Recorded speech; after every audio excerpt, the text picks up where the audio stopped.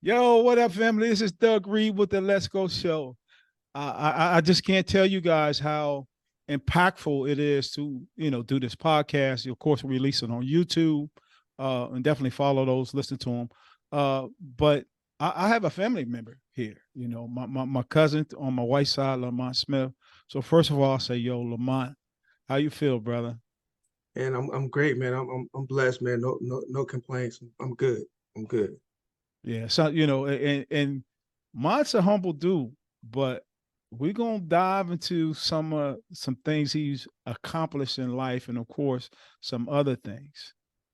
I Yeah, don't know if you know, like Lamont is an Olympian, and yeah. he's accomplished a lot more than what you know. You don't see him, really posted on the social media, advertising what he's done. Uh, but we're gonna let him explain it to you. We're gonna, go into some significant events in his life that I know that you will be actually pleased with. So, Lamont, let's talk about this journey as an Olympian, the medals you've achieved, some of your teammates. I mean, let's get into it wherever you want to start. Man, so I'm often asked, since I've gone to the Olympics, what was it like? You know what I mean? Like what was the experience? And when I say this, a lot of people think that I'm crazy, but I was young, man. I was like 22 years old. So and one of our cousins, Phil Ford, who plays basketball, and I had spoke with them because he was a 76 Olympian. And he was like, Lamont, he said, I didn't appreciate it until I got older. And I'm saying, what do you mean? He said, I looked at it as just like another ball game, right? So when I got to thinking about it, at that particular moment, it was a track meet. It was just another meet, just on a bigger stage, if that makes sense. So when I say it, a lot of people think I'm crazy, but that's what it was. But now that I'm older and things have changed in my life and I've gotten mature, I think about the journey, you know what I'm saying, of everything and everyone that supported me to get to that point. You know what I mean? So I Mm-hmm. think about my upbringing, in Willingboro, little kid, man, because a lot of people don't know the only reason I ran track was because my friends ran track. I Yeah. played basketball at first, and I All just right. simply Okay. ran Okay. Let, track. let me slow you down, man, because some I Okay. didn't know, and this is what's Yeah. going to happen. So I'll go back and say, and I'm trying to think. First of all, I was a big fan of Phil Ford. Uh, Yeah. Small guard. I think small guard. What he was? How tall? Um, It was about 6'1", 6'2". 6'1". Yeah. Basketball. That's tall. Like Iverson is Yeah. 6'1". People don't really realize. Um, Right. and I'm trying to think. I know he went to Boston, right?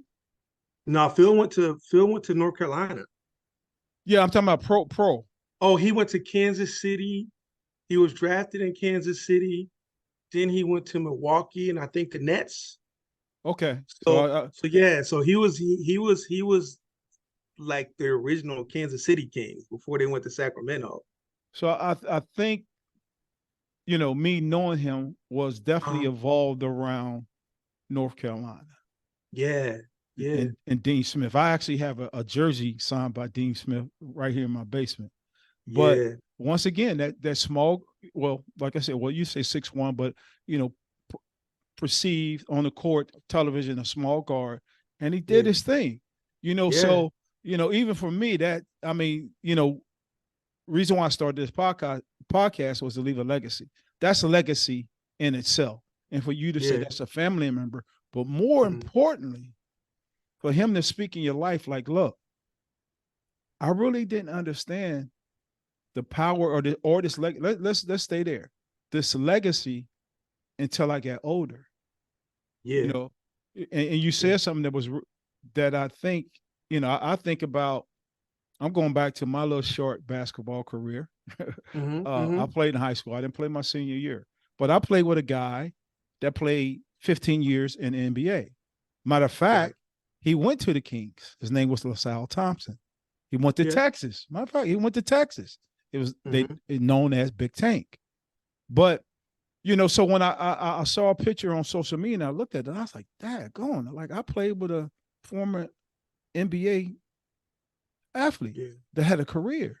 You know, but Yeah. let's go back and look at your journey because you say, you know what? I was young, but this was just another like big track meet. Yeah. And there was some Yeah. accomplishments. You know, tell me the biggest stage. So let's say the biggest track meet, what you did as far as times and who you were running with. Let's go Yeah. there.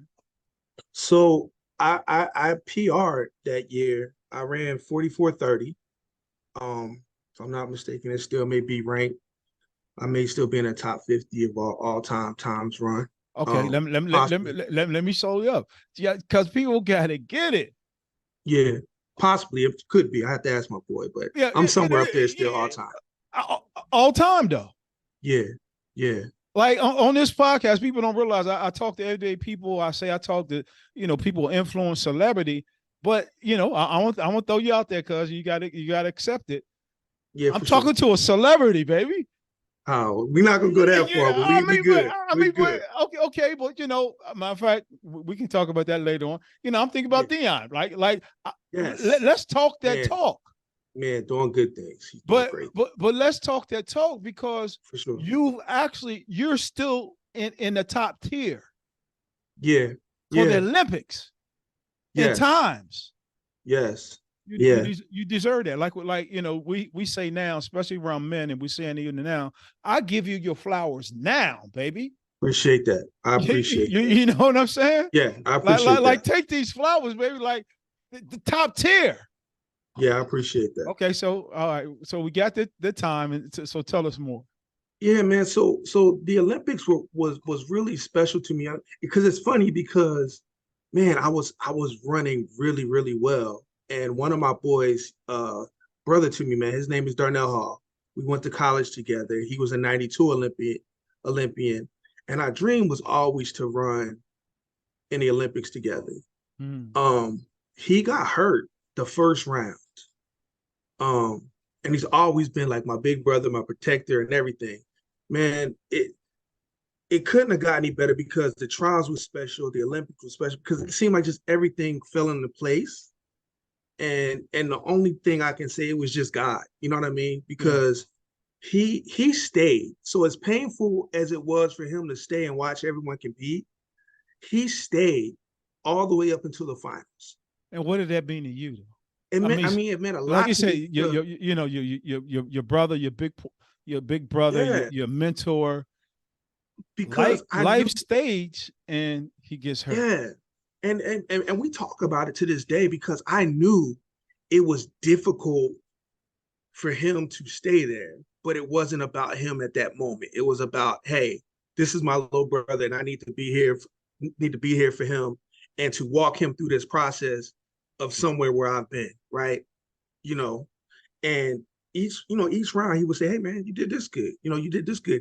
The finals, because I had a day off, he told me, he said, man, do not worry about Butch Reynolds and do not worry about Michael Johnson. You know what I'm saying? Run your race, right? I told you I'm gonna stop you. See, Yeah, so people got to understand that this is a high caliber track conversation.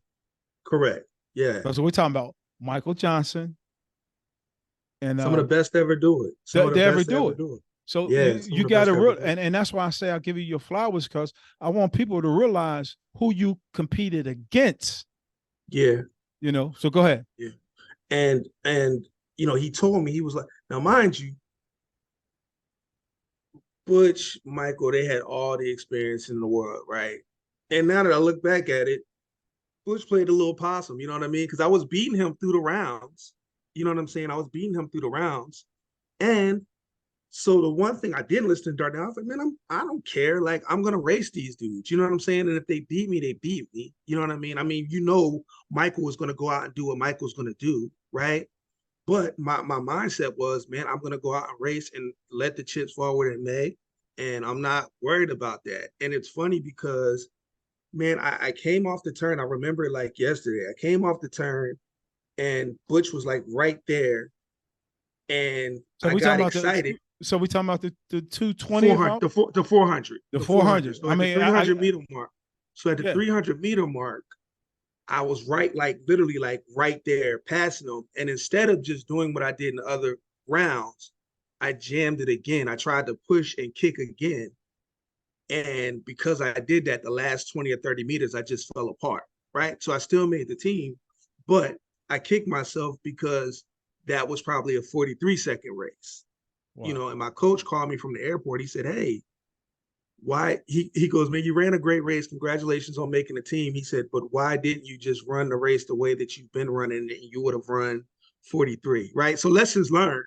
But I said that my man stayed and he told me, he was like, "Yo," he said, "I'm going to stay here through the rounds, but I have to leave for the finals because there's just no way I can watch the finals." And that meant a lot to me. That he would do that, and it just says a lot about our friendship. It says a whole lot about our friendship Let me take and you back, brotherhood. man. Told you, I play high school basketball. So one of the things, I don't know if they still do it now, but one of the things that they wanted you to do was to run track. Mm-hmm. So I ran track. So I was doing the high jump. You know, Okay, I did that a little bit too. a little bit of Mm-hmm. ups, not Yeah, much, but a little bit. And yeah, them jokers put me in the coach, like, yo, we need somebody, I mean, you probably get, we need somebody, we want you to run these, was it these 440? No, the 440. okay, I yeah, was like, yeah. The okay, relay. okay. Yeah. I'm like, Yeah, okay, cool. So yeah. I, I remember when I got it, I'm, bro, I don't know nothing about trying to pace myself. I don't Yeah, know. I don't know none of that. Only thing I know is I take off and I'm beating everybody. I'm like, yo, what? What? I'm feeling good. yeah, Then as I get closer around, maybe, what is that? That 220, 200, somewhere in there. yeah. It get a They, little rough. yeah, It get a they, little they, rough they, in the they, they, trenches. they call it a monkey. Monkey on your back. Yeah, yeah, Right. yeah, yeah. I think like Monkey Richard on your Pryor. back. Yeah, yeah, Doggone yeah, yeah. monkey from Tupelo, Mississippi. That monkey jumped on my back. And bro, Yes, yeah, yeah, yeah. I remember, and I think about, you said when you finish, I remember getting to that finish line and almost bust my butt because I Yeah. It was seems like it never comes. It seems like yeah. the finish line never gets to you. Yeah. So I Never just had gets to to you. get, that little bit of glory. Yeah, I yeah. you know, So you know what it's like. But it was yeah, just yeah. it was just funny, man, because this is gonna tie back into later. But it just, when Coach Tellez called me and told me that, he goes, "Man, congratulations on making the team." But he just always was always the teacher, and was just like, "Man, if you would have just run the finals like you did, you know, the rounds, you would have been there." But I just chalked that up, man, as lessons learned and experience. And my boy was right, man. When you've been there before, like Floyd says, the fight of those magnitudes, the races of those, they've been there. You know what I'm saying? And I've been in big races, but nothing like that. Mhm. And experience matters. And I say that now to this day, man. Experience matters. Yeah. And who were some of your teammates for that bigger? I mean, t- tell us Man, about so tell us about this day that you guys actually did this. You know, go back at whatever you can recall for the day the big the big track meet. man, so it was special, man, because um I was slated to be on a relay team already, Real quick, what um, year? 1996. Okay. But it was cool because the dudes who I ran with were like my boys who I ran with in college. We came into the professional ranks together. I was the youngest one, so I came in later. But I've run on relays with a lot of those guys multiple times on different junior teams and national teams that we've run on. So that was cool, man. So that day, Michael breaks the world record. Well, Butch is already hurt. He showed up and he was hurt, so he didn't even make it through the rounds of his individual event. So he was already done. Michael got hurt after the 200 after he broke the world record. So it was us four still, and we switched out one person for the finals, and everybody felt like they could beat us, right? Because Michael wasn't running. We were. they called us like the no name relay, right? Because we were young. Yeah. You know what I'm saying? So we were young with no fear, didn't care. We was like, we're good. Like, I'm glad they're not running. I got, we all were like, we got our guys with us. You know what I'm saying? These are our guys. We're good. So that day, everybody's just kind of not really saying much because I stayed in the Olympic Village. We all stayed in the Olympic Village. Because I wanted to experience everything. You know what I'm saying? The whole Olympic experience. So I didn't want to stay off in that house with Carl and those guys. I just wanted to, be with my friends, be in my element and be comfortable. Okay, So that, now you dropped a name, so you got to, of course, you got to tell us who this Carl guy is. oh, Carl Lewis, he's a big brother to me. He's also from the borough. Um, when we ran track club together, and then for Santa Monica Track Club and the Olympics and stuff like that. We'll dive into that when I talk about Carl a little bit later on, because I got to give him his props too. Yes, sir. But that day, man, we're just kind of everybody was just kind of in their zone, just kind of doing what they were doing, and it just seemed like it took all day for 4:30 to come around for us to leave to go to the track. It seemed like it just took forever. So nobody really wanted to do anything. We're forcing ourselves to eat and everything like that. But something that people don't know is that you walk down a little slope to get to the practice track, and I actually like twisted my ankle a little bit, before we got to warm ups. But that wasn't gonna stop me. I'm we're gonna get active today, and it was just one of those things, man. Up until race time, everybody was just kind of in their zone. Now, I will tell you this though, how I mentioned earlier that I looked at it as another meet. Man, when I'm at that line and ready to go, like my line brother told me, he goes, man, when I watched you on TV, he goes, yo, you look like, he said, man, you look like the neighborhood bully told you to meet him outside after school. He said, well, he said, you look like you. I said, nah, I was antsy. You know what I'm saying? Like, I wasn't nervous. You weren't antsy because, like when you're in the US, Mm-hmm. my time, I took fourth place, but nobody's run faster pretty much in the world that year. You know what I'm saying? So you're thinking, okay, if I get through the trials, I'll be fine for the Olympics. But it's just something about that stage to where you're just like, man, where this is it. You know what I mean? Everything that I've trained for since I was 15 years old, it's here right now. And Wow. the pressures that I put on myself to get that medal and to be there, it was all right there. And I just was ready to just get after it. Wow. Amazing, man. So, I mean, how did you feel? Like you said, I mean, you said you were a little antsy, but what were some of Mhm. the thoughts that was actually going through my mind? Because I can only imagine, anything big, whether it's the big games or Mhm. track meet, it's like I know how I think. Like Yeah. I'm going to win. Yes. You know And what I that's mean? how I Like, felt. yeah, like I'm going to win. I mean, I know who here, like you said, the big names, whether they're there or not, but my whole focus is I'm going to win. This is, as we Yeah. get through this process in this stage, like this is the biggest stage I've been in. I'm going to win, or at a minimum, I'm going to do my best. Yeah. And for me, anything less than a goal was not acceptable. You know what I mean? Anything less than winning a gold medal was just not acceptable. And we all just kept saying to ourselves, man, everybody just do their jobs. If we just do our job, we're gonna win. You know what I mean? Everybody, let's just do our job and we'll win. So, after the race, man, you just think about so many things, man. And that moment of the days. I thought about, those days where it was just me and my high school coach.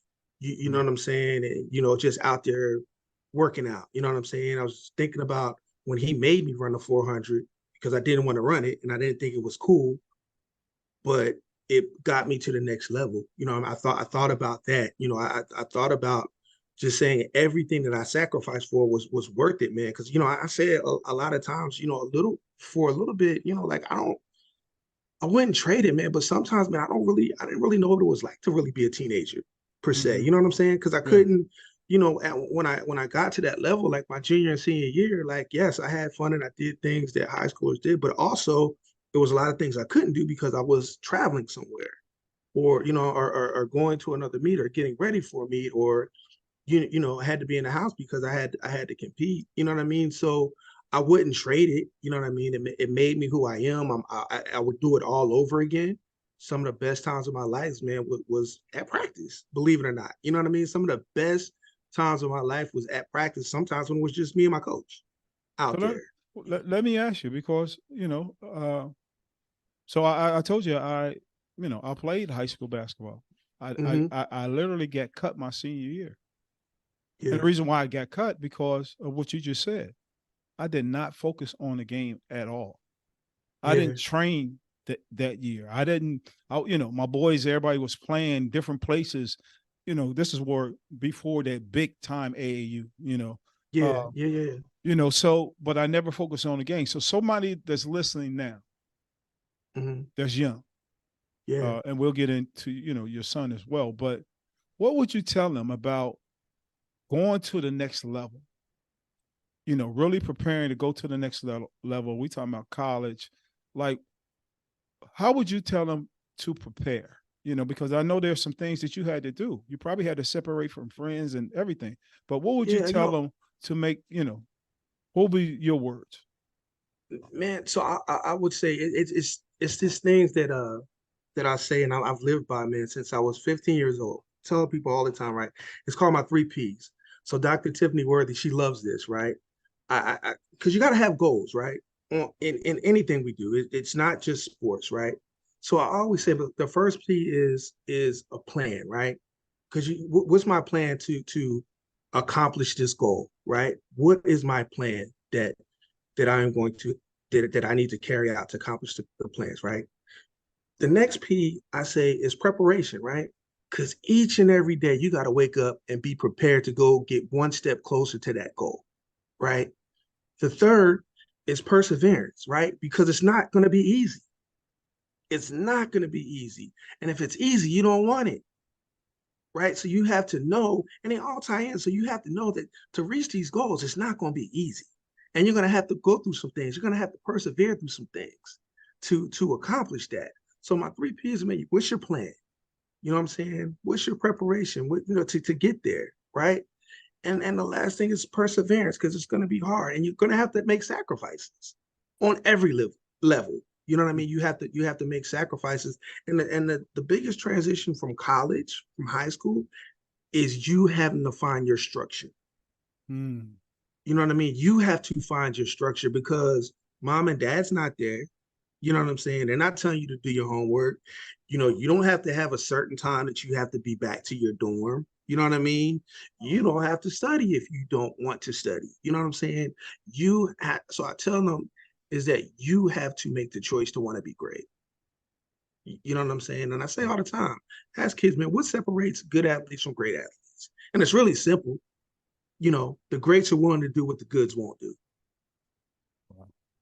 And I You even know what I'm think saying? I think about, because you kind of quoted Floyd, and I think about even after that, um, I think about the sustainability. Yeah. How do you stay on top? You know what I mean? So you reach a level, you're Hmm. successful, but how do you sustain this? You can't take a break now. You know what I mean? If you're still competing, you won the Yeah. big race or whatever, you still got to sustain it. So you really have to repeat this process over and over and over again. Yeah. That's It's that's it's big, bro. it's tough, man, because I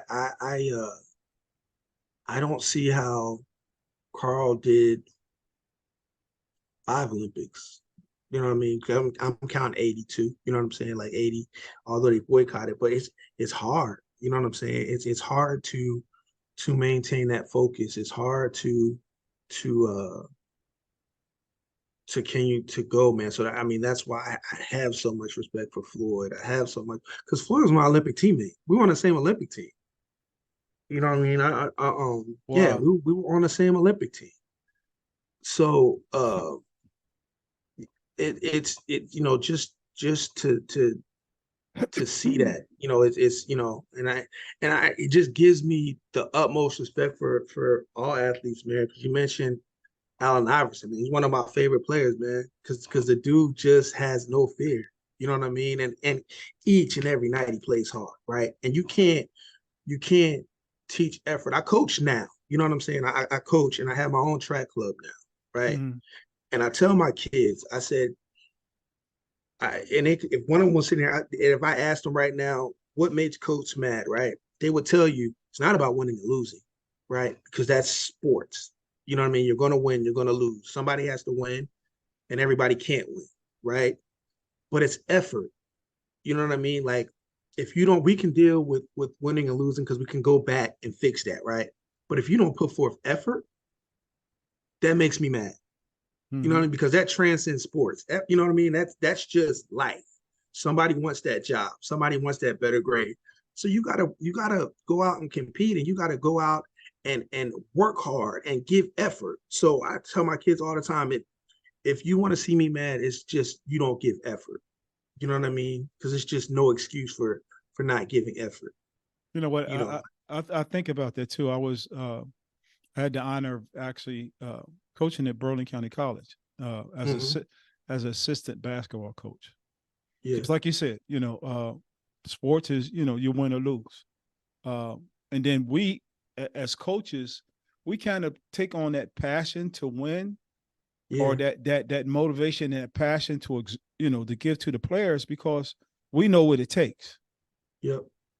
But when a player is out there competing, and you said it, and is not fulfilling or putting on the effort that we already know what they're capable of doing at their fullest Yeah. potential. Like we Yeah. know what happens. Yep. So when they do less than, and we see that, like you said, that triggers us. That gets Yeah. us, like yo, that What are we doing? exactly. Call him on the sideline and be like, going off. And that's what Yeah. coaches do because they know Yep. your capacity, they know your potential, but the effort is the part that the kids have to understand, especially as an athlete. I mean, and it goes across the board in anything. But Yeah. the effort is what it is. Just like I think about, we think about small players like I say, the AIs or people that's considered small in any game. And they like, yo, that little guy be doing this. No, what he's doing is he's actually maximizing his effort. Yes. Yes. Exactly. But That's exactly what it's doing. people have underestimated him because of his size. Yeah. But he's going on I ain't gonna say 100. He's going on 200. You Hmm. competing on a level of like 80%, is gonna Yeah. win every time. Yeah. Then And another thing you said, and I'll turn it back over to you. Another thing you said that I think is big, and me just learning in life is fear. Like, hmm. to get over that fear, but the only way we're gonna get over that fear is to face it. Yes. Yeah. You know what I mean? Like you got to Yeah. hit that thing like right on. Like that joint is like right in front of your face. Like all right, Kirk. Matter of fact, you talk about Kirk Franklin early, but he has a song that I don't know how I didn't make the airways, but it's called "Hello Fear." Like Hmm. like you've been with me for a while, but now sit down and let's talk. Yeah. You understand what I'm saying? Yeah. So I I, do. I get it, man, because that's what it takes. You talking about the 3 P's. You talking about planning, the perseverance, uh, the preparation. Preparation. You're Yeah. talking about the effort. Then you spoke about Carl. You don't know how Carl was able to sustain Floyd to sustain these championships, these races. And let's go back. Let's talk about Carl and what he meant to you. Man, he's a big reason why I've accomplished what I've accomplished. You know what I mean? Because when I came to Houston, I didn't want to train with them. You know what I mean? Because I was still a college kid. You know what I mean? Once I wanted to train with my peers, he would come out there and one day, I mean, yo, I put it down in practice. You know what I mean? And I'm thinking he's gonna tell me that I did a good job. And he pulled me to the side, and I can't say on air what he said, but he dropped a lot of F-bombs, right? Of just, hey, you're just going through the motions. You're just out here running. You're not thinking. You're not asking questions. And I took that home with me. You know what I mean? I took that home with me because here it's a guy who I look up to, role model, um, from my hometown, and I didn't take it personal, but I took it home with me. And he was the best man at my wedding. He's the godfather of both my kids, right? Because had we not had that conversation, I wouldn't be standing before you as Olympic champion. Wow. You know what I mean? Because it was a simple 5 to 10 minute conversation that changed my life, right? Because we always say, because prior to that, I told my coach, Coach Telez, that excuse me, that I wanted to go to the Olympics, right? But I wasn't really for certain or sure how to get there because all good athletes that are running track inspired to be in Olympics. You know what I mean? And but had it not been for that conversation and changing my mindset of how I have to tackle this to get what I want and be more focused, and it's just not me running up and down the track. These are the things I need to do, like ask questions constantly. Um, you know, think about what I'm doing, right? Because even now with the kids I coach, after each time after they get done running, I ask them what they feel like. What did that feel like? Because I want them to get to the point to where they're so in tune to what they're doing, they're able to tell me what it felt like. Coach, this felt right. This didn't feel right. So those were some things that were instilled in me, and I mean now to this day, um, Carl went from being like my mentor to like my big brother. Like we talk on the phone like every day. You know what I Wow. mean? Literally like every day, to the point to where he's coaching at the University of Houston, and he'll call me and ask me what I think about some things. You know what I'm saying? Or how he needs. So that's kind of how our relationship has just evolved to where now, he looks at me as like one of his peers, like, yeah, you're still my little brother, and I still, but now we literally, I'm one of his peers, and we talk about, I mean, not just track, but just about everything. But just when he calls me, goes, "Hey, man, I'm this is what I'm thinking I should do with this kid. What do you think?" Yeah. So we just kind of had those conversations back and forth. So he means a lot to me. You know what I mean? And had we not had that conversation, I know for a fact I wouldn't be standing here before you as like an Olympic champion. Yeah. And you know what I think about, uh, and I think this is what every great athlete. One of Mm-hmm. the things, I'll refer back to basketball, um, because a lot of times when you see high caliber players or you watch the game, there's a terminology that's you'll always hear. He has a high basketball IQ. IQ. Yeah. But see, that IQ doesn't come unless you become a student of the game. Yes. Yes. You know what I mean? So when you become a student of the game, and now let's revert it back to track, because now when you become this student, now you realize I got to work on the fine points. You know Mm-hmm. what I mean? Yeah. I don't know much about track, but I can only imagine I got to watch on how, I'm keeping things vertical, how high I'm raising my knees, whatever. But you Mm-hmm. become a student of the game, because the only way Yeah. you're going to separate yourself from everybody else is you got to know the game. You have to know the art of what it takes to win. And when you're Yeah. able to, and a big part of it, and that's the same thing throughout life, is that communication process. Because Yeah. now, you're teaching them how to communicate how they feel, Yeah. in reference to this race. Actually, let's take it, let's keep it a buck in reference to life, for real, for real. Yeah. But Yeah. You're actually teaching them how to communicate these things to make them better. And you had a mentor, Carl Lewis, showing you, okay, you're the big hot shot, and I know he probably said, he Yeah. believed. Yeah. Yeah. Yeah. Yeah. He Yeah. said Yeah. believe in Jesus and God. I know that's what he said, right? No, but what Yeah. what he was telling you was, okay, your potential, your effort, we already know can be the best, but Mm-hmm. now you have to learn the art of what it takes, Yeah. as we talked about, to Yep. sustain this to get to a higher level. And Yeah. I had to go back to Carl. I was in a borough for a long. Actually, we moved out of the borough now. I was in a borough for a long time, and one thing I know, going back to Carl, and even for yourself, and this is why I say I give you your flowers now, because Mm-hmm. you had a support system. Yeah. Carl had a support system. Yeah.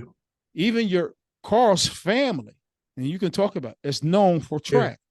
Yes. Yeah. Your family is known as some icons of the borough. So talk Yeah. about the importance of that legacy of family, even within the borough. Man. So it's funny, man, because um, you listen to like Nyree and Shanny and all of them. Sometimes they'll say I got fast because they used to chase me around all the time. It's tough having a bunch of girl cousins, man. It's tough having a bunch of girl cousins. But no, I mean, so I think with the Lewises, man, his family, we've been intertwined. His aunts taught me in the first grade. Um, uh, then again, and then I had one of his aunts in health when I was in high school. Then one of his aunts, who I call Mom George, she's still around. And we still talk quite a bit. She all through high school was just watching me, making sure I was doing what I was supposed to do.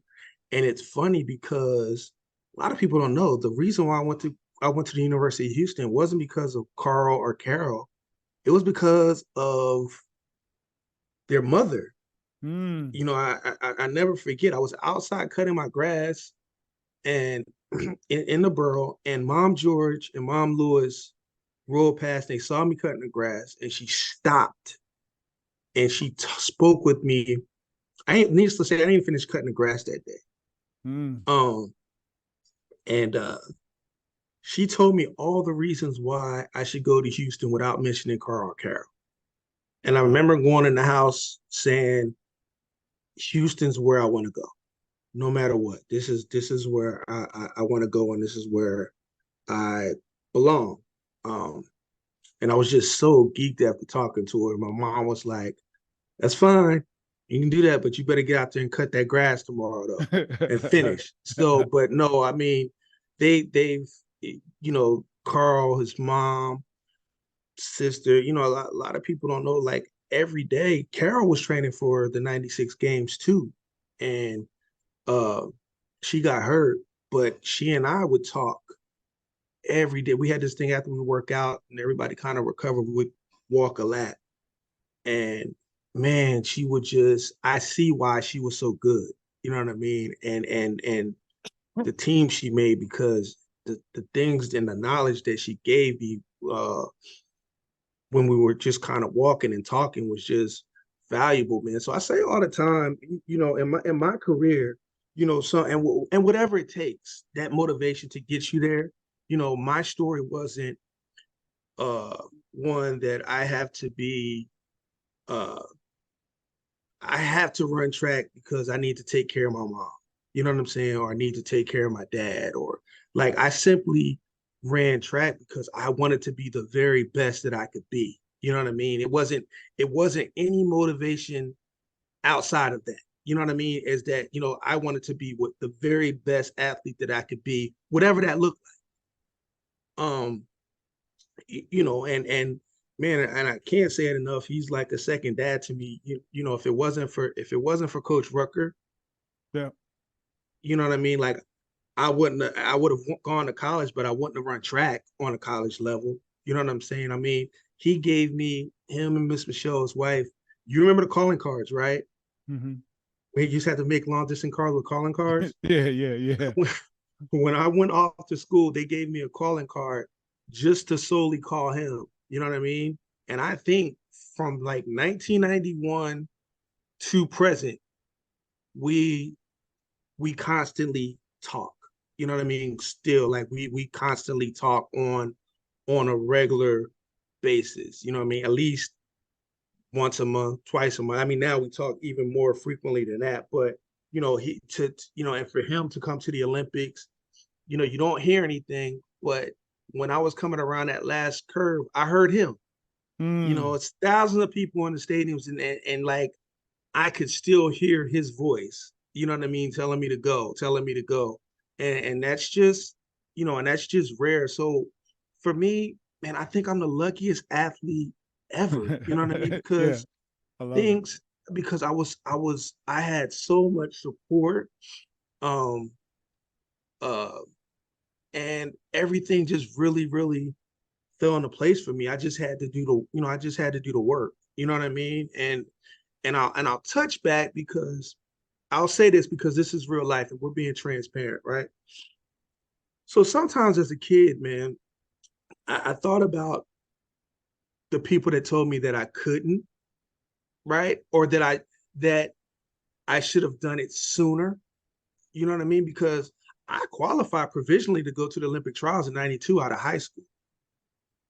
And I found myself going to college, living someone else's dreams, Darnell, because he was ready and I wasn't. And physically and mentally, I wasn't ready to go, right? So when I tell people, older adults who you look up to, that I'm not gonna go, you know what I mean? And it's kind of almost like they're not pleased with that decision and kind of want to turn their back a little bit and say, you should go, you should do this. As a 18-year-old kid, that hurts, Mm. you know, and and it kind of put that chip on my shoulder, like, okay, I'm gonna show you better than I can tell you. And I was so driven from that, to where I made the finals in the world championship in 93. I took dead last, but I made the finals, and I said to myself, and this is real, this is the honest to God truth. I said to myself, now I don't know if I would have gone through with it, but I said, if I don't make this Olympic team, I'm never going back to Willingboro again. Mm-hmm. I said that. Now I don't know if I meant it, but I meant it at that time. Mm-hmm. That if I do not make this Olympic team and win a medal, I'm not going back, right? Because I told y'all this is what I was going to do, and nobody believed that. But I told y'all that this was what I was going to do. So when I walked that lap, I finally felt like the pressure was off of me. Wow. You know what I'm saying? I kind of felt like I could finally breathe because I carried that with me for 4 years. Mm. You That know, I makes sense. I literally carried that with me for 4 years. And when I say perseverance and preparation, I was hurt in 94 and 95 and didn't know if I was going to be able to run again. So talking about pressures, those are pressures when you say that there's just no way that you can't make this team. I had to find a way to do it. And I And, wasn't gonna let anything or anyone stop me from getting there. and that's why I think, even for what I do, podcast, social media, um, and we talked a little bit, Dion. Actually, I won't just use Dion. Mm-hmm. And I think it's Coach Rucker's first name is Fred, right? Correct. Yeah. Like I didn't know about his legacy, um, but Yes. but I met him. I used Mm-hmm. to be a referee for football. He was the athletic director At Seneca.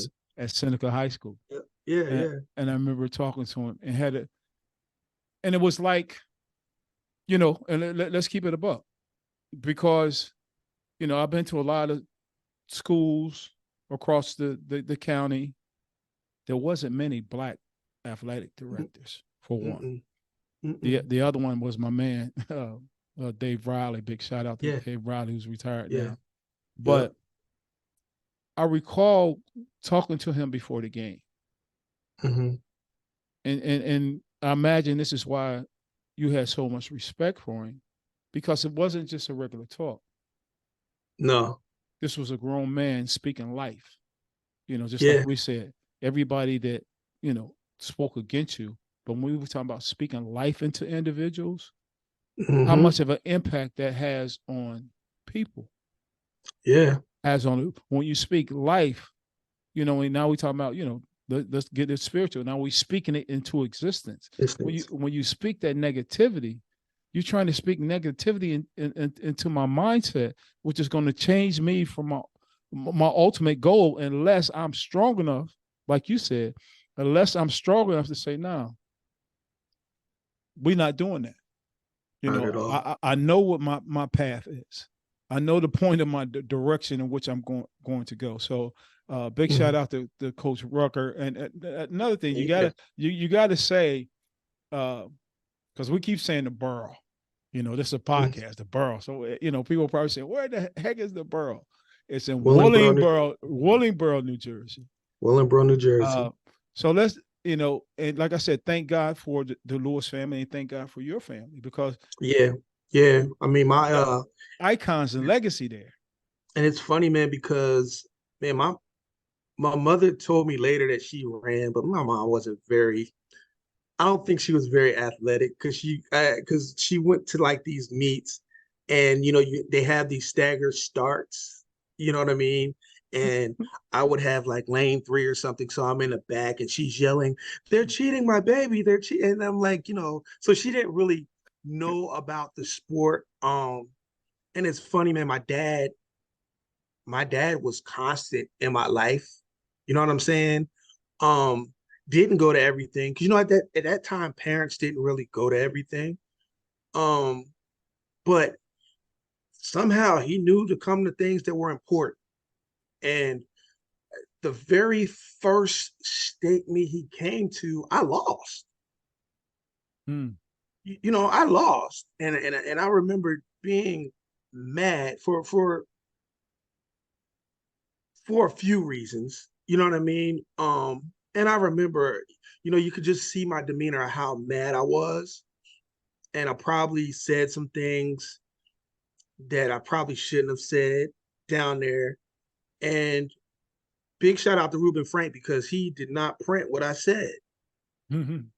You know what I mean? And it wasn't nothing malicious. I was just like, basically, mark my words, this guy won't ever beat me again. You know what I mean? But that was emotions. You know what I mean? That was emotions. But I never forget. I guess my parents had to drop off people or whatever, and I got home before them. And I'm thinking my dad's gonna say, "All right, man, back to the drawing board on Monday. Get after it." And he was like, and he said, "Hey, let me talk to you. Never forget, because that Nari would know. When you walk into my house, it's this living room that right to the left. Yeah, I've been over there. Remember? Yeah, yeah. So, and I remember like yesterday, I was laying on this little couch deal, whatever. And he goes, "Man, if you ever conduct yourself like this again, I will break your neck." You know what I'm saying? He said, because I guarantee you probably don't act like that when you win. So it didn't go your way, and you're down there acting that way, never again. And I was kind of like, yeah, he has a point. So I say that to say that like he wasn't at everything, but he was at all the things that were important, and he kind of always knew the right thing to say, even though that wasn't his wheelhouse. Yeah, that's good. And I'll say this, and this is just what happens. I would say in the black families, Hmm. in regards to fathers, even some fathers, whether they're there or not. Yeah, One thing I do know is that when you had those kind of incidents, I mean not incidents, but that time of situation that's trying to, you know, be that dad for the father, that you put more emphasis on being the provider, yeah, and that provider is to make sure there's food on the table, yep, there's a house for them to live in, so yep. because it's a little different than it was, Back back when, then, yeah, you yeah, know 100%. and then let's take it up a notch, because we're going to fast forward to some years, because now Yeah. you know uh the career is shifting. you know Hmm. you're the father of two sons. Yeah, yeah. the legacy continues? Yeah. What are some of the things that you're instilling now as a father? So the very first thing I told, because I mean, because you remember you came to Dallas and we were watching my kids play basketball because they were playing basketball for a Oh, while. that's right. Yeah, actually, I forgot Yeah, all about that. yeah, Yeah, yeah, they were yeah. playing basketball. Both of them were playing basketball for a while. Um, and it didn't, my baby boy played up until he was a Let's get their names out freshman. there because I don't J want them to J come back at you. yeah, Jace is my oldest, and Jacoby is my baby boy. Okay. Um, but I told Jace at a young age because Jace is more, and I'll talk a little bit more about Jace because Jacoby wants to be a doctor. So you know what I mean. He was very good in sports, very talented, but he's just kind of like, man, I just want to do this in college for 1 year and then I'm good. Um, but Jace inspires too. You know what I mean? And the thing I told him when he first started running, because I just simply told him, hey, run track, it'll make you better in basketball. Right. Mm-hmm. I really didn't want him to run track because at that time, I wasn't doing anything with track anymore. Mm-hmm. You know what I mean? And we can dive into that, but I was just done with track. Um, and I said, hey, this will make you better. You know, just work hard at it. Right. So we worked out a little bit. And it was funny because as he started running, he started winning. I didn't have to tell him to go to track practice. You know what I'm saying? I didn't have to tell him, you need to go train. It was kind of like, Dad, let's go to the track. During spring break, my wife's calling me, oh, Jace just walked over and went to practice. You know what I mean? It wasn't it. So I kind of seen that shift. And, and I told him once he told me, he goes, Dad, this is something that I really want to do. He said, I don't want to play basketball anymore. I want to run track. I said, okay. I said, but the thing that we have to establish first is that you cannot worry about expectations, Mm. right? Because expectations, because those are some things that you just can't run from. You know what I mean? Uh, because your dad did this does not mean this is your path. You know what I mean? You are simply, and I think that's one reason why he doesn't run the 100. I mean, he doesn't run the 400. He runs the 100. He's a sprinter. You know what I mean? Because that's not that comparison. But I told him, you know, my expectations is for you to work hard and you to just be your best. You know what I mean? Not at your best, but be your best. You know what I mean? Whatever that looks like. And we can deal with everyone else. So what everyone else says, and I tell my kids, it started with them, but with my track club, this is our circle, right? No one outside of our circle matters. Doesn't matter. You know what I mean? So I think he had to establish that early that, you know, my dad's expectations that I just work hard. You know what I mean? So when we went to meet, yes, you get the, man, your dad was really good. Your dad was, uh, he was good, right? You get all of that, but even with that, they never looked at me as Dad the Olympian. It's like he's dad. You know what I'm saying? So when they hear this stuff, they're like, Dad, how come you know, we didn't know that we had to hear that because, it's just not something I do. So, man, I enjoy, because realistically, if I'm being honest, he's the only reason why I came back to track and field. You know what I mean? And that's how God works, man, because I love the sport. And at the end of the day, this is who I am. You know what I mean? So I can't run from it. I can't distance myself from it. Man, because it's a lot that we can dig into, man. Because I went through a period of time where I really hated track. I I went mean, through a what? period of my, Yeah. What? Why? Why? because and it's funny, and I'll say this because the injuries come, you don't feel like you accomplished what you wanted to accomplish, and you're bitter for selfish reasons, right? Hmm. So and I'm like, now that I'm older, and and I kind of ended, I ended it on my own terms. You know what I'm saying? And it took my mom to pass away for me to get to that point. You know what I mean? That it's okay. And the reasons why I was bitter, I was selfish. I was Mm. really selfish, right? I'm saying to myself, well, Lamont, you didn't make this world championship team. You didn't do this, God, this is unfair. And and I'm saying he's saying unfair. You've been at you've been the best of the best. You didn't do that by yourself. It Mm. was by my grace that you got there.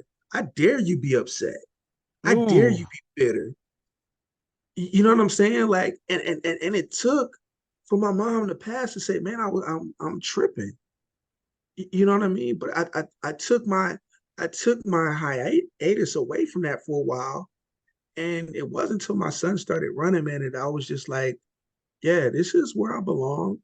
This is because I found myself at the meets just away from everybody watching them, but enjoying being in that space again. You know what I Uh, mean? And uh, it was because he started running and my son started throwing and I became a throw dad because I knew nothing about the throws. yeah. But I mean it really put me in a peaceful place. Yeah. It put me in a better place and it put me in a thankful place that, this is who I am and track has given me everything. Yeah. You know what And I'm saying? I'm It set me up, for life.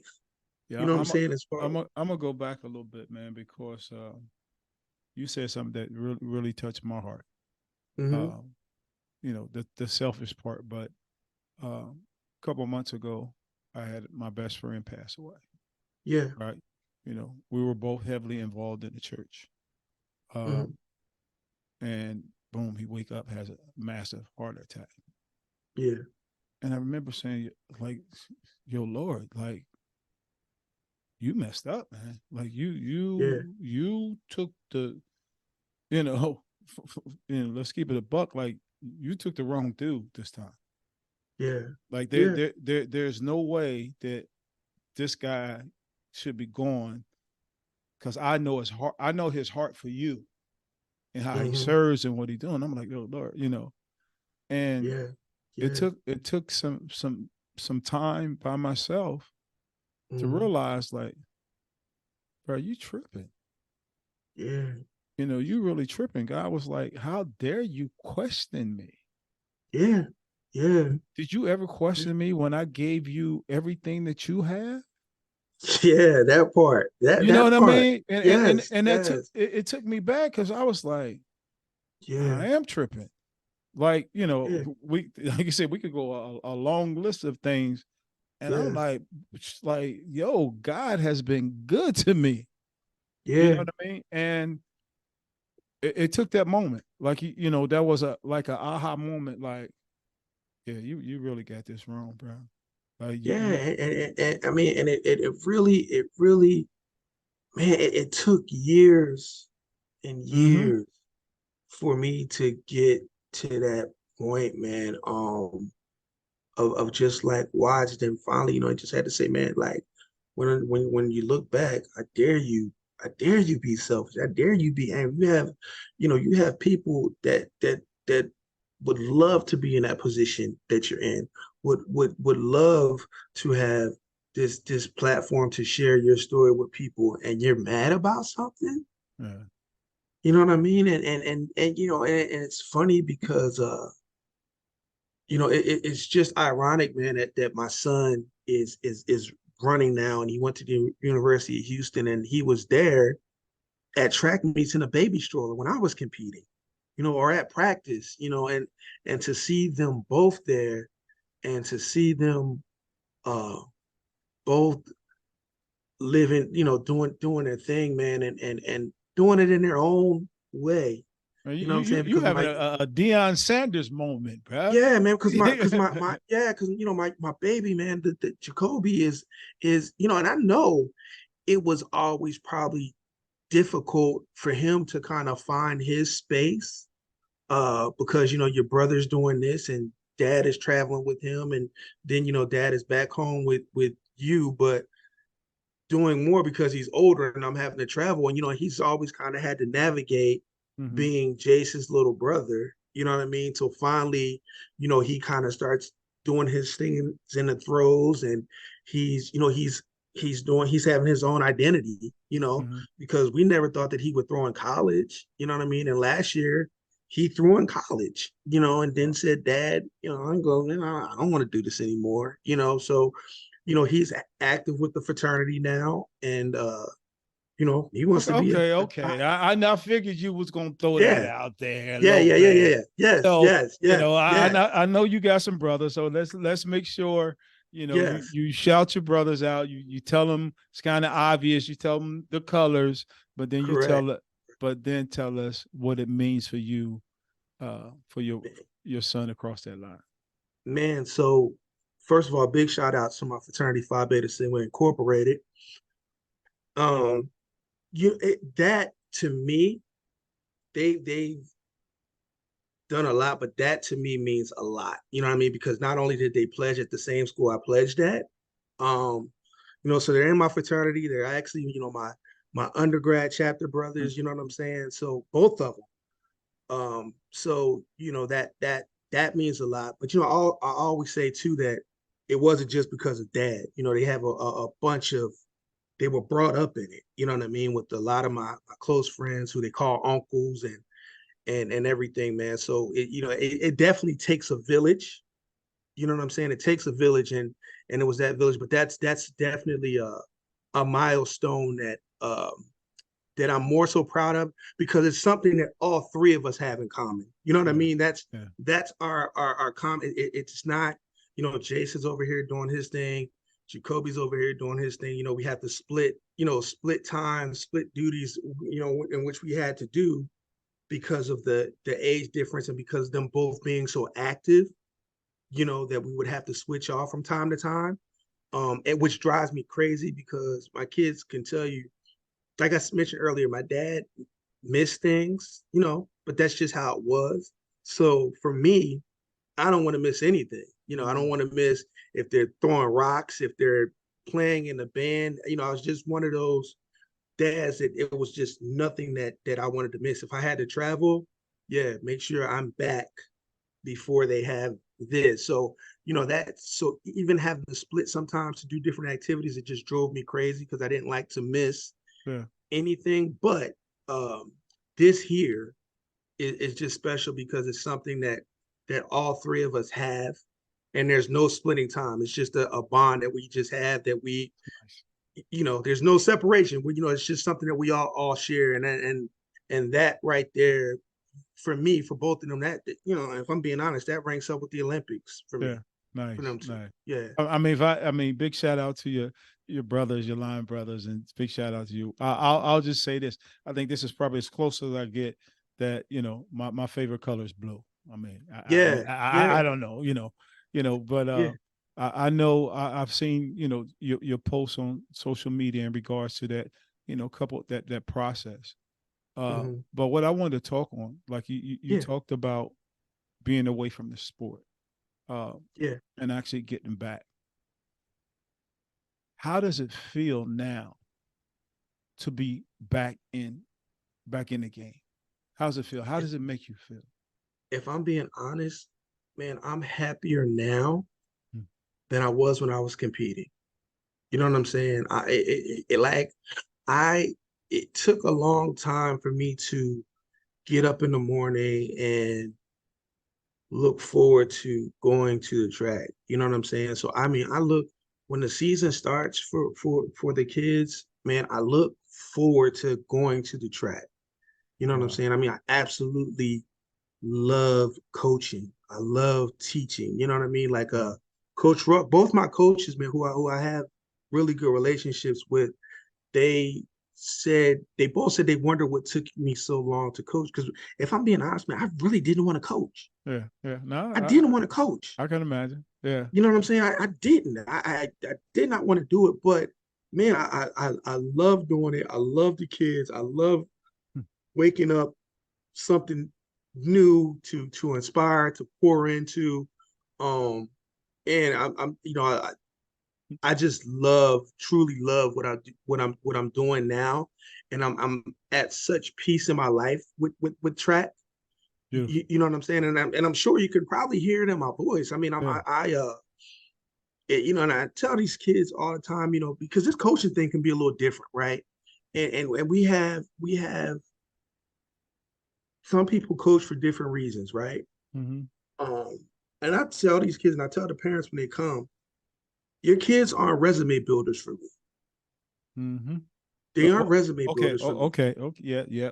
So I want you to slow that down. I want you Hmm. to repeat that because, like I said, I've been involved in a lot of different sports, Yeah, whether coaching, refereeing, everything. And I know parents yeah, and I know coaches. yeah. So repeat that about the resume. You know, and I simply say, you know, my motto when I talk to parents and parents come to me, I tell them, man, I'm not afraid. I'm not afraid to coach your kids. You know, they may take one step back to take three steps forward. You know what I mean? Because at some point you got to teach them. You know, and you can't pass them off to coaches. You know what I'm saying? College coaches, because in my mind they're behind, right? So I tell them all the time, you know, like your kids aren't resume builders for me, because my legacy is etched in stone in this Mm. sport. You know what I'm saying? My legacy is set is etched in stone. You know what I'm saying? And that As it is written. yeah, and you know, and that's not to and I don't say that to be cocky, to be arrogant. I simply say that because that's not why I'm in this. You know what I'm Yeah. saying? Like I am strictly in this because I've been on that side, man, to where my coaches poured into me. Yeah. You know what I'm saying? Coach Ruck poured into me, sacrifice, you know, and that entailed taking time from his family. Yeah. You know what I'm saying? Coach Tellez poured into me. So for me, I simply do this because I want kids to achieve their goals, whatever it looks like. You know what? You know what Let I'm me saying? say this.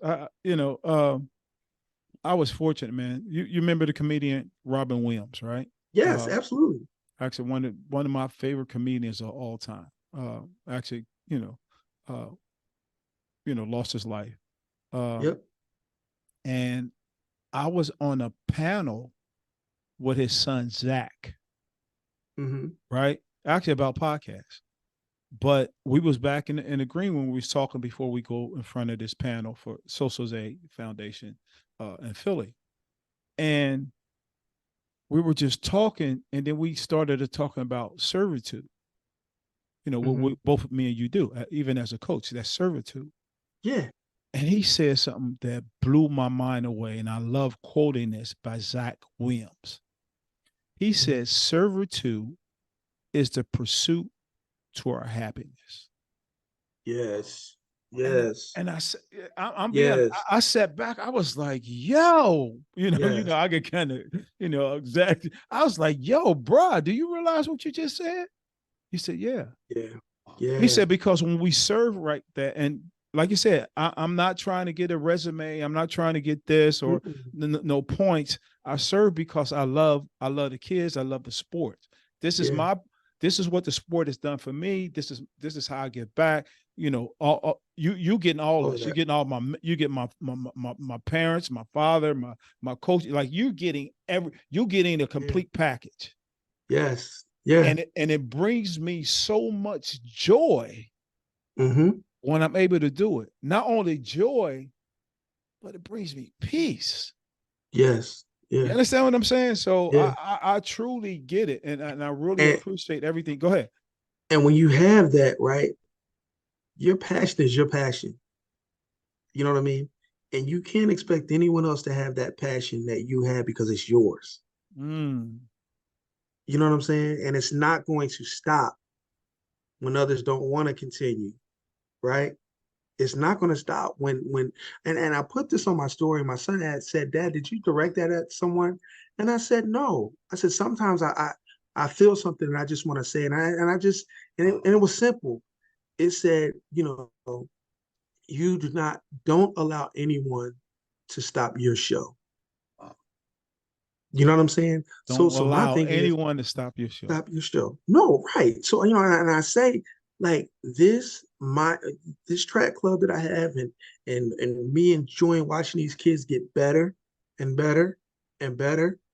Um, it that's my passion, right? And I can't expect anyone else to have that same passion that I have for this, right? And I can't allow anyone to stop this show that I have going on, Mm-hmm. right? The one thing that I say, man, is that you know we don't have all the national champions. We have all Americans, right? We've done that, right? But the one thing I hang my hat on is every kid that has come through my program has gone on to college.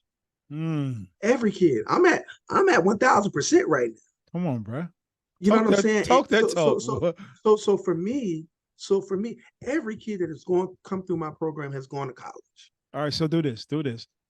Tell us the name of the program Yes. and where it is. So my track club is Team 4430. And we are located in Mansfield, Texas. Again, that's Team 4430 Track Club, and we're located in Mansfield, Texas. Is there a social media handle or people can follow it? Yes, Team 4430 Track Club on IG is just Team 4430 and Team 4430 on Twitter as well. But we're more active on and then of course I post my stuff Yeah, on my platform and stuff like that. But yeah, you know what I mean. So I enjoy doing what what I do, and again, man, it's brought me that peace in track and field that I have not had in a long time. mm, I love it. I'm sitting here going through it right now. Yeah. Uh, Team 4430. Uh, I keep seeing this blue. I love blue. Yeah, man. So when I did this, I told my boy who I talk to all the time. Shout out to Cliff McBeans, my big bro, my fraternity brother. Man, when I told Yeah, him I was going to do this, I told him the colors was going to be royal blue and white, man. So the fraternity has given me a the lot, grace. man. Much more that I've given to it. Yeah. But I'm extremely proud of it, man. And I try to represent it well No, you in do, man. in any way I can, man. You definitely, I appreciate you coming on here. No, One, man, thanks for having me. It's been a yeah, long time coming, man. yeah. Well, long time coming, It's and been a long time coming. I need to get down there and see you. It's been some years. When you said that, like, Yeah, you was here when my son was playing basketball, and I had to go back. Like, yeah. oh wow, that's right. Yeah, y'all are always welcome, man. And y'all got a place to stay, and you know yeah, what I'm saying. Yeah, y'all are good, man. Make yeah. sure y'all come out and holler at us, man. We love that, and I know how much you like sports, man. You have an open invitation, man, to come out to Team 4430 practice, man, and Okay. watch my kids and my babies get after it. All right. Well, okay, I'll do that. But you in Texas? You're not gonna take me to the Dallas game? Right. I'm a diehard Eagles fan, but you know what I will do? We will go. We can go to a game, man. If you haven't seen the state, well, you know what? No, I I've want to. actually, matter of fact, when I was down there, I actually had the opportunity. And this is crazy. This is a crazy story behind it. I actually had the opportunity to tour the stadium.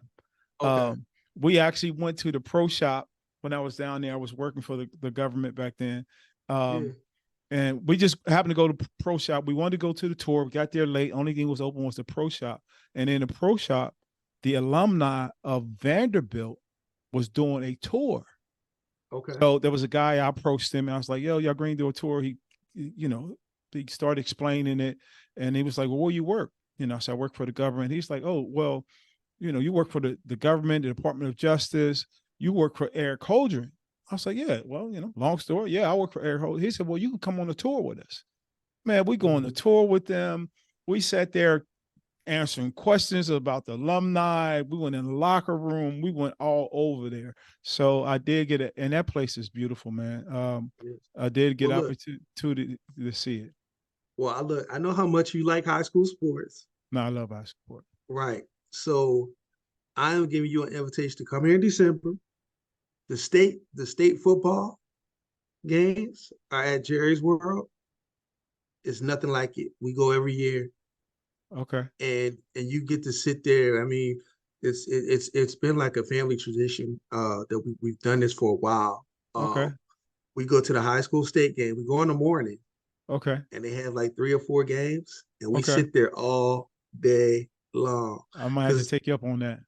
man, you haven't seen anything until you've seen Texas high school football. I promise you. I just recently It's went nothing. to my homecoming, my high school. They had their Mhm. homecoming, and actually, I took pictures with. Uh, you remember, Chris Henry that played Yeah. for. I took pictures with his sons. His sons play Okay. for the team, so that was kind of exciting for me. And of course, I got a good relationship with the AD, so I would Yeah. love to come down there. I had to double Hey, check the schedule, get with I'm gonna Nairi. I will send you the dates. Get with nine, man. We'll I'm telling you, we'll go and we'll make a day out of it, man. Like we literally go. The first game I think is like at like 10:30, and Mhm. we usually stay for like at least 3 games, man. We just sit in our little spots and we just hang out all day. And the good thing is that like we're right down there by the field. Yeah, I'm So gonna definitely have to take you up on that. for sure, man. For Excuse sure, me. brother.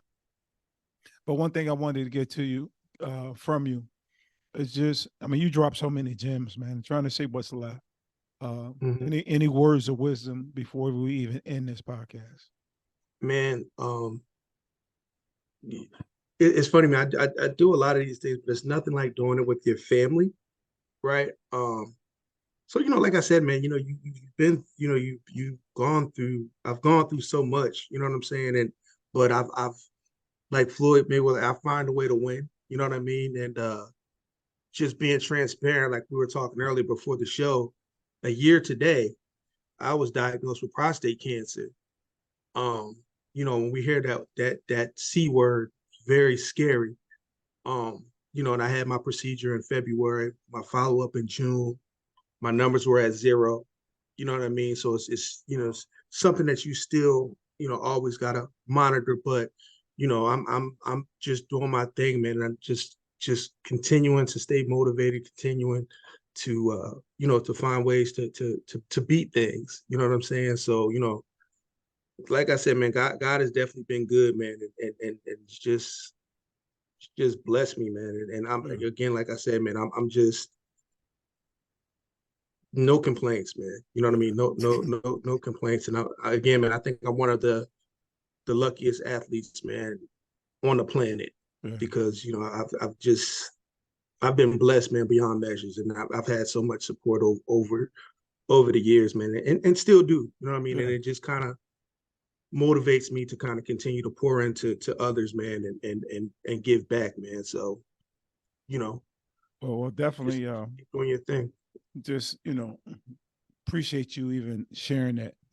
That's what we talk about as far as vulnerability. We talk about black men, Yes. and of course, prostate being one of the largest contributes Yeah. to our community as far as death. So for you to share that, I thank you for it. And Also, please allow me to say, man, just go get checked. You know what I'm saying? Like I think that's just the thing that we don't do as black men. You know what I'm saying? And one of the because I wasn't gonna do it. You know what I'm saying? Like I had a scare a few years ago. I didn't want to go back through that again. You know what I'm saying? Of doing that. But again, it's funny. My boy, who we talked, I was talking about Darnell. Excuse me. He called me in July. You know what I'm saying? He had prostate cancer. mm, And he told me to go get checked, and I went, man. And again, it's just early detection. So make sure you stay on top of it, man, because if it's detected earlier, you'll be good. Because the thing is, prostate cancer is a slow growing thing. You know what I'm saying? And chances are you'll pass away from something else. You know what yeah, I'm saying? But if yeah, you can handle that and handle your business and get it taken care of and stay on top of it and get checked, that's just one less thing that we have to have on our plates. yeah. I mean that means a lot because one thing is, as far as black men, we don't do that thing. We take it for granted. No. You have to Yeah. go see a urologist. You Yeah. understand what I'm saying? Like Yeah, for sure. you Yeah. gotta go. I mean, I know, and that's been one of the things in reference to uh, being in a black community is the the health disparity, how we're treated. Yeah. You know what I mean? Yeah. So it's not, it's more to just going, going to see your family physician, and then, going to see a Hmm. urologist. You demand it, that's what you Yeah. want to do, because it'll be easy for them to tell you, oh, well, based on your age or based on all these other different factors.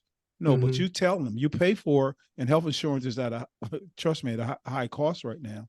We Yeah. pay for And that. it's, yeah, you do. And this, and like I said, this will be, this will be something else that I'll be right in the middle of sharing and talking about it and educating us on that, and just to know, man, the things that we're afraid of, Mm-hmm. as far as when that tackles we get it, or we don't want to find out, man. It's not worth not being able to get up, man, and enjoy that next day. You know what I'm saying? That God has given us. So, yeah, it's definitely things that come with it. You know what I'm saying? But I'd rather be able to wake up every day to say, I got another day to kind of try to, to fight this battle, Mm-hmm. than for it to be too late. Yeah. Well, like I said, really appreciate you saying that. And also, I'll definitely say, even in regards to that, anything that you need from me in support of, anything around that, even an organization, I'm always willing. You know me, I do my part. I do what Right. Yeah. I operate in a lane that's comfortable for me. Yeah. So any Yeah. way that I can, share the education or help you out in that, I'm always here. But And likewise, brother. just want to thank you, man, for actually coming on the Let's Go Um, show. I mean, this yeah. has been a pleasure, man. It's Uh, been fun. Glad I got opportunity to give you your flowers, man. I Uh, appreciate that. I you know, appreciate that. I mean, your story is amazing. The Thank you. gems you drop, you being the father that you are, you being the black man that you are, the family man, the coach, uh, the mentee for so many other coaches, and now the coach. So really respect everything that you're doing, man. Big shout out to your family, and Appreciate you. I'm just so thankful. And before we end the show, I got my little saying, and I'll say, this has been the Let's Go show with the Olympian LaMont Smith. And you know what I say? Let's go, baby. Let's go. Peace. I'm Peace. out. Hey, man. All right, brother.